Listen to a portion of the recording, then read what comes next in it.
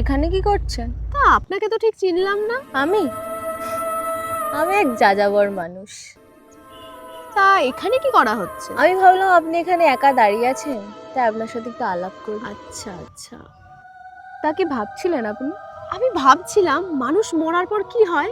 মানুষ মানুষ মরার পর আত্মা হয়ে যায়। আমি এই ভূত প্রেত আত্মাতে বিশ্বাস করি না। আপনি বিশ্বাস করুন বা না করুন, তারা তো আছে, তাদের অস্তিত্ব সব জায়গায়। কি রে ভাই, তুই এখানে একা কি করছিস? আরে এই দেখ না, একজনের সাথে আলাপ হয়ে গেল।